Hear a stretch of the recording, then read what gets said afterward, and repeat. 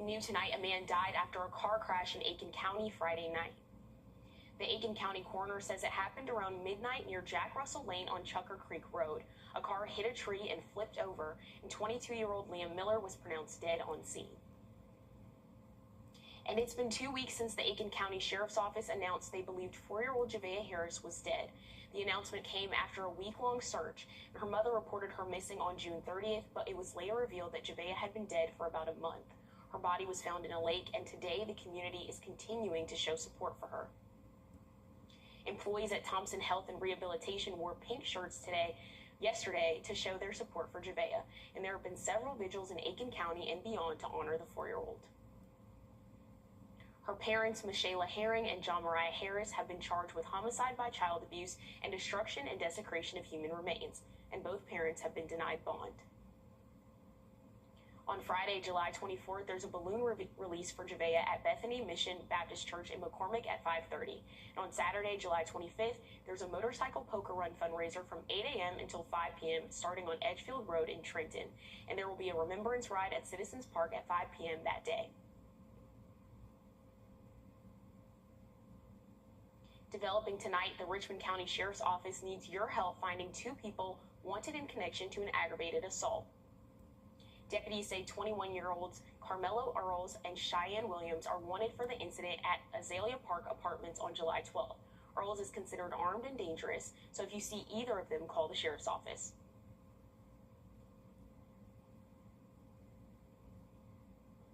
And tonight, we're on your side with a safety alert. Walmart is the latest business to pull iceberg lettuce from the shelves after a multi-state cyclospora outbreak.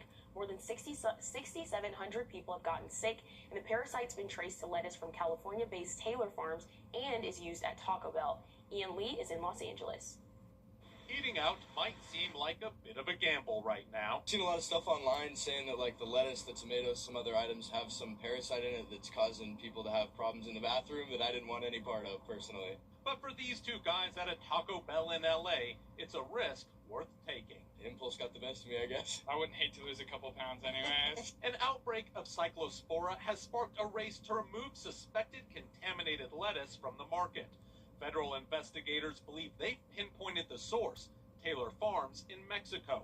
Taco Bell is a major purchaser of the produce giant. The fast food chain is the crown jewel of Yum Brands Corporation. This can have devastating effects on a brand. Robert Hanfield studies supply chains for North Carolina State University. There could be other fast food chains that also have some of this infected lettuce. It could also have gone to some of the larger chains of grocery stores that distributors serviced. Cyclospora is a parasite that can cause debilitating diarrhea. The CDC reports more than 1,600 confirmed cases and believes there could be thousands more. In 2015, an extensive E. coli outbreak hit Chipotle, sickening more than 1,100 people and causing long-term damage to the brand. What can companies do to regain the trust of consumers? Show the consumer that you're on top of it, that you've got a reliable, trustworthy supply chain, whether it's from Mexico or Texas or California. Taco Bell said in a statement that it removed the potentially contaminated lettuce from its supply chain and will replace it within 24 hours in select states. Ian Lee, CBS News, Los Angeles. Darlene Graham is considering running for a full term in the U.S. Senate, according to Washington insiders. After reporting yesterday afternoon, President Trump announced his endorsement on Truth Social. If she runs, Darlene Graham will face primary competition. Congressman Ralph Norman announced his candidacy today. Norman has represented South Carolina in Congress for the last 9 years. He didn't run for re-election, instead pursuing the governor's office. He finished 3rd in June's primary and now hopes to continue his career in the U.S. Senate. Norman will face off against businessman Mark Lynch and former congressional candidate Duke Buckner, and possibly others on August 11th. South Carolinians and Washington insiders will soon have the opportunity to pay tribute to Lindsey Graham. A memorial service honoring the late senator will be held next Tuesday in Washington, D.C. Gatherings will also be held the following day in Richland and Pickens counties. Exact locations haven't been announced for those events, and we'll keep you updated as we learn more. And developing now, Richmond County deputies need your help finding 2 missing teens. They say 13-year-old Famaya Ruffin was last seen on Friday night around 5 o'clock. And she was last seen on South Barton Drive off Mike Paget Highway. And they're also looking for 17-year-old Chelsea Fisher, who was last seen Friday night around 10 o'clock on Deans Bridge Road. If you see either teen, give the sheriff's office a call. Coming up ahead of a new school year, local organizations are making sure students are prepared. When you can get your kids' school supplies next. Taking a look at a strong thunderstorm here that's making its way southeast slowly here, about 25 miles an hour. Could see some wind gusts up to 50 miles an hour here in Lincoln and McCormick County as it slowly makes its way off to the southeast here. We'll just look out for that. We'll talk about some other areas where we're seeing some showers and thunderstorms on the radar here coming up. Just a few.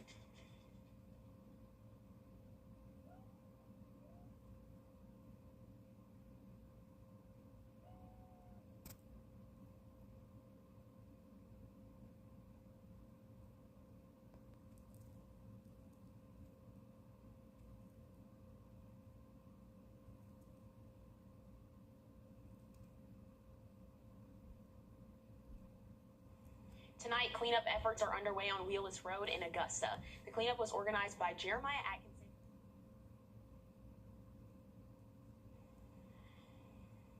Tonight, cleanup efforts are underway on Wheeless Road in Augusta. The cleanup was organized by Jeremiah Atkinson, who's a student at TW Josie High School. And ahead of the new school year, WRDW and WAGT is teaming up with the YMCA to help make sure classrooms are stocked with our Stock the Classroom donation drive. From now until the end of the month, you can donate supplies like dry erase markers, notebook paper, hand sanitizer, pencils, and more. And these donations can be dropped off at any YMCA location in Richmond, Columbia, Aiken, Burke, Barnwell, and Jefferson County, or our location on 1226 Gray Way. And some other back-to-school giveaways. On Thursday, McDuffie County Dispatch is hosting its first back-to-school giveaway from 11 a.m. until 2 p.m. on Public Safety Drive in Thompson. And in Harlem on Saturday, there'll be a giveaway at the Harlem VFW Auxiliary Post 6445 from 10 a.m. until noon. And for a full list of supply drives, go to WRDW.com. And tonight, the Augusta Fire Department took on a 5-alarm Reaper challenge at Dave's Hot Chicken. Firefighters ate 2 massive Carolina Reaper tenders without a drink. And while entertaining the crowd, the firefighters also taught people about fire safety. Of course, we have Augusta's finest out here, but really an incredible day with a huge give back to Augusta Fire. The men and women are out there busting their butts every single day. And if we can do a little bit of good in the community to give back to our families out there who really need it, man, that's what it's all about. And educating wasn't the only way they gave back. A portion of the proceeds from the competition is going towards smoke detectors for families in need. Ooh, gonna need a smoke detector for that Reaper's Hot Chicken there. So we're also gonna need the ways to beat the heat here because surprise, surprise, it's gonna be hot once again tomorrow. So here's some tips to beat the heat. Wear lightweight, light-colored clothing, avoid outdoor activities during the afternoon, and most importantly, hey, stay well hydrated. We'll take a look at your full forecast coming up right after the break.